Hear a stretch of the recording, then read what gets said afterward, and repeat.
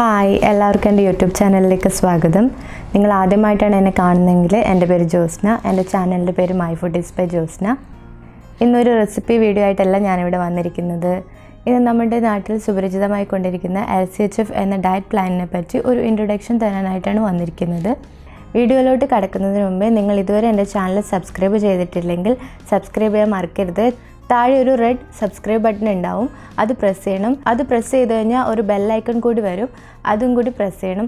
അപ്പോൾ ഞാൻ അപ്ലോഡ് ചെയ്യുന്ന വീഡിയോസിൻ്റെ നോട്ടിഫിക്കേഷൻ നിങ്ങൾക്ക് കിട്ടും. അപ്പോൾ നമുക്ക് വീഡിയോയിലോട്ട് കിടക്കാം. എന്താണ് ഈ LCHF ഡയറ്റ്? നമുക്ക് LCHF ഡയറ്റിനെ പറ്റി വിശദമായിട്ട് അറിയാം. LCHF ഡയറ്റിനെ പൊതുവായിട്ട് കീറ്റോ ഡയറ്റ് എന്നുകൂടി പറയാറുണ്ട്.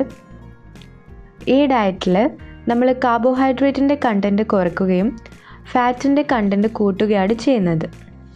ആദ്യമായിട്ട് നമുക്ക് ഈ ഡയറ്റ് എങ്ങനെയാണ് രൂപപ്പെട്ടു വന്നിരിക്കുന്നത് എന്ന് നോക്കാം. ഈ ഡയറ്റ് ആദ്യമായി ഇൻട്രൊഡ്യൂസ് ചെയ്തത് ഏകദേശം 250 വർഷങ്ങൾക്ക് മുമ്പ് വില്യം ബാൻറ്റിംഗ് എന്ന് പറയുന്ന ഒരു സയൻറ്റിസ്റ്റാണ്. അതുകൊണ്ട് തന്നെ ഈ ഡയറ്റിനെ ബാൻറ്റിംഗ് ഡയറ്റ് എന്നും കൂടി പറയാറുണ്ട്. പല രോഗങ്ങൾക്കുമുള്ള ചികിത്സയായിട്ട് വില്യം ബാൻറ്റിംഗ് ഈ ഒരു ഡയറ്റിനെ ഫോളോ ചെയ്യാൻ പറയുന്നുണ്ട്. കൂടാതെ 1917 ഇറങ്ങിയ ഡയബറ്റിക് കുക്ക് ബുക്കിലും ലോ കാർബ് ഹൈ ഫാറ്റ് ഡയറ്റിനെ പറ്റി പറയുന്നുണ്ട്. 1921 doctor Russell M Wilder epilepsy അഥവാ അപസ്മാരം എന്നൊരു രോഗത്തിനായുള്ള ട്രീറ്റ്മെൻറ്റായും കീറ്റോജനിക് ഡയറ്റ് നല്ലതാണെന്ന് അഭിപ്രായപ്പെട്ടിട്ടുണ്ട്. ഫാറ്റിനെ എനർജിയായി ഉപയോഗിക്കുന്നതിലൂടെ ആൻറ്റി എപ്പിലെപ്റ്റിക് എഫക്റ്റ് ഉണ്ടാകും എന്നാണ് അദ്ദേഹം പറയുന്നത്. ഇതിലൂടെ കുറേ ആളുകൾക്ക് അപസ്മാരം അഥവാ എപ്പിലെപ്സിയിൽ നിന്നും മോചനം നേടാൻ സാധിച്ചിട്ടുണ്ട്. LCHF എന്ന ഡയറ്റിനെ പറ്റി കൂടുതലായിട്ട് അറിയുന്നതിന് മുമ്പേ നമ്മുടെ ശരീരത്തിലെ പ്രധാനപ്പെട്ട ഒരു മെക്കാനിസത്തെ പറ്റിയും നിങ്ങൾ അറിയേണ്ടതുണ്ട്. അതിനെപ്പറ്റിയാണ് ഞാനിപ്പോൾ പറയുന്നത്. മനുഷ്യ ശരീരത്തിന് ഡെയിലി ആക്ടിവിറ്റീസൊക്കെ ചെയ്യാൻ വേണ്ടി എനർജി വേണം അല്ലേ? എവിടെ നിന്നാണ് നമുക്ക് ഈ എനർജി കിട്ടുക? നമ്മൾ കഴിക്കുന്ന ഫുഡിൽ നിന്നുമാണ് നമുക്ക് ഈ എനർജി കിട്ടുന്നത്. നമ്മൾ കഴിക്കുന്ന ആഹാരത്തിൽ പ്രധാനമായി 3 തരത്തിലുള്ള ഘടകങ്ങളാണുള്ളത്. അതാണ് കാർബോഹൈഡ്രേറ്റ്, ഫാറ്റ്, പ്രോട്ടീൻ. ഇതിൽ തന്നെ കാർബോഹൈഡ്രേറ്റിൽ നിന്നാണ് നമുക്ക് കൂടുതലായും എനർജി കിട്ടുന്നത്. കാരണം പണ്ട് മുതലേ നമ്മൾ കാർബോഹൈഡ്രേറ്റിനെയാണ് മെയിൻ എനർജി സോഴ്സായി കൺസിഡർ ചെയ്യുന്നത്. അന്നജത്തിൻ്റെ വിവിധ രൂപങ്ങളായ അരി, ഗോതമ്പ്, റാഗി, പൊട്ടറ്റോ അങ്ങനെയുള്ള ആഹാര പദാർത്ഥങ്ങളിലൂടെയാണ് നമ്മൾ കൂടുതൽ എനർജി സംഭരിച്ചുകൊണ്ടിരിക്കുന്നത്.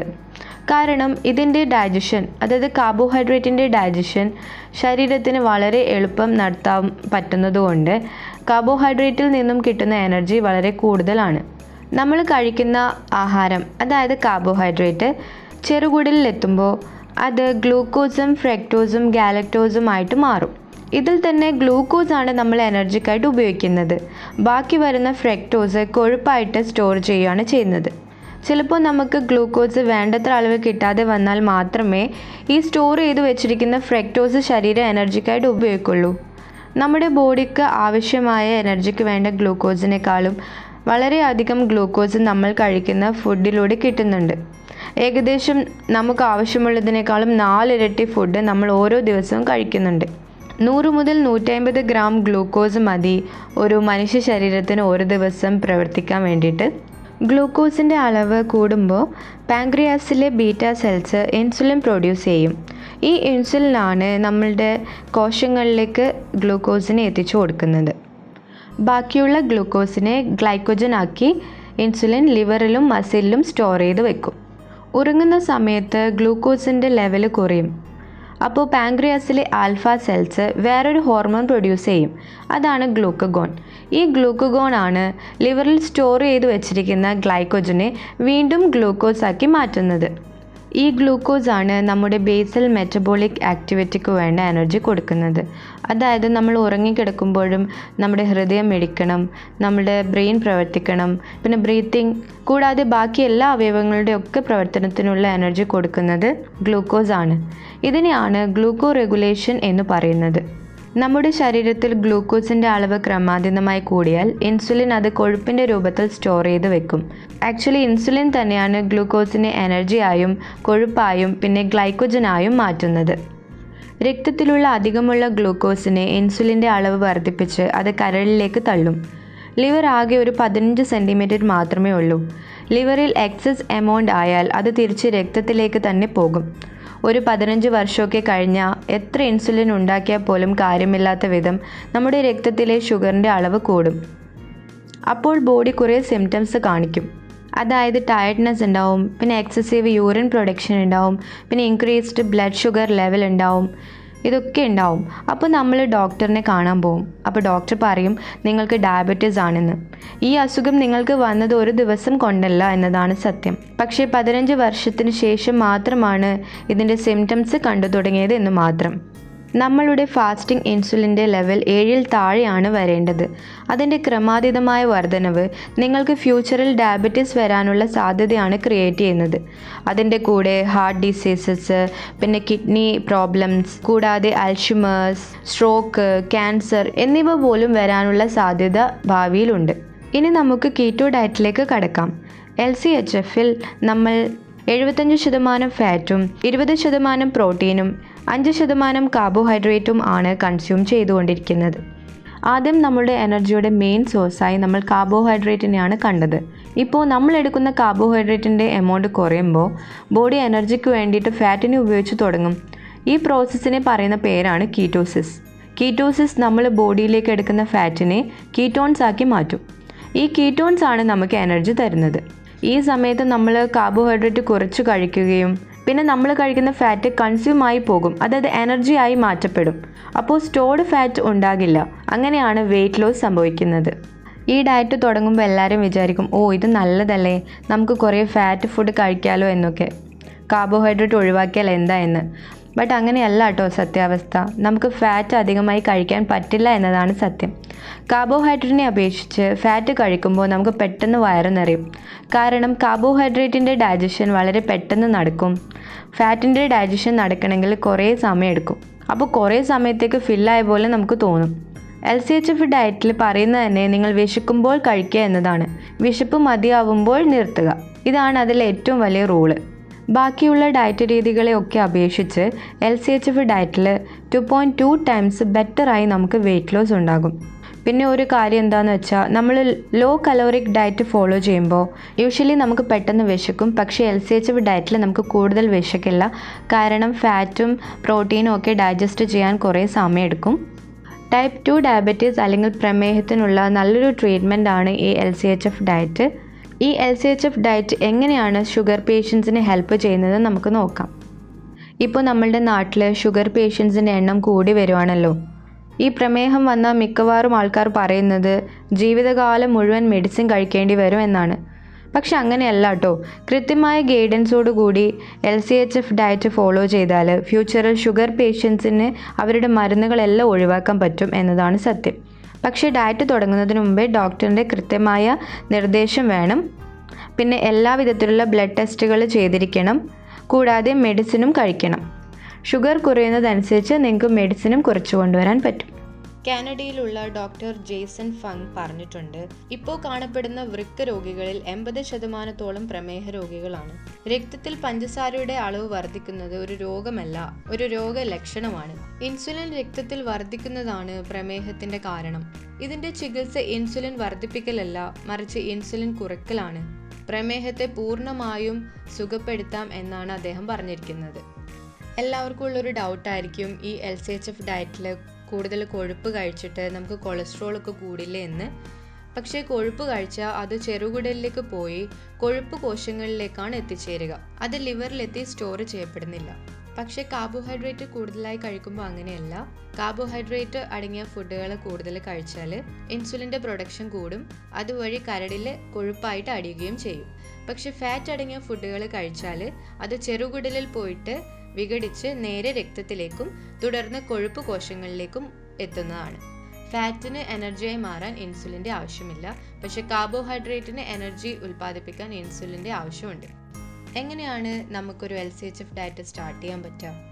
ഇതിലൊരു ഇമ്പോർട്ടൻ്റ് ആയ ഒരു കാര്യം എന്താണെന്ന് വെച്ചാൽ, നിങ്ങൾ വിശക്കുമ്പോൾ മാത്രമേ ഫുഡ് കഴിക്കാവൂ. അല്ലാതെ ഇന്ന നേരത്ത് ഇന്ന ഫുഡ് എന്നൊന്നും LCHFൽ ഇല്ല. നിങ്ങൾക്ക് എപ്പോഴാണോ എനർജി കുറവായി വിശപ്പ് അനുഭവപ്പെടുന്നത് അപ്പോൾ കഴിച്ചോളൂ.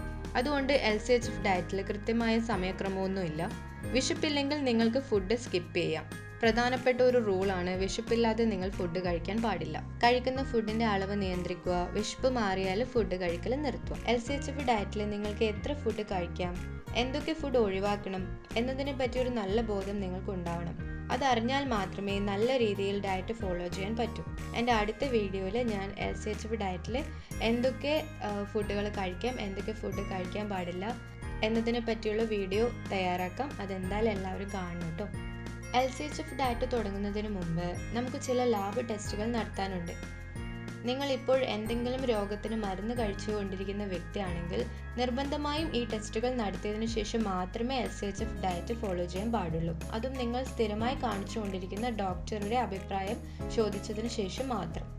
ഈ പറയുന്ന ലാബ് ടെസ്റ്റുകളൊക്കെ നിങ്ങൾ LCHF ഡയറ്റിന് മുമ്പ് നടത്തിയിരിക്കണം. അതിൽ total cholesterol, triglyceride, LDL, HDL, lipid profile, serum creatinine, fasting blood sugar, serum uric acid, haemoglobin, SGPT, SGOT ഇവയൊക്കെ നോക്കണം. നിങ്ങൾ ഏതെങ്കിലും അസുഖത്തിന് ട്രീറ്റ്മെൻറ്റ് ചെയ്യുന്നയാളാണെങ്കിൽ ഡോക്ടറിനെ കണ്ട് അഭിപ്രായം ചോദിച്ചിട്ട് ഡയറ്റ് സ്റ്റാർട്ട് ചെയ്യുന്നതാണ് ഏറ്റവും നല്ലത്.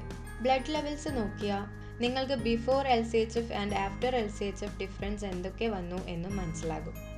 ഈ ഡയറ്റ് തുടങ്ങുന്നതിന് ഒരാഴ്ച മുന്നെയെങ്കിലും നിങ്ങൾ കാർബോഹൈഡ്രേറ്റ് ഫുഡ് കുറച്ച് കൊണ്ടുവരണം.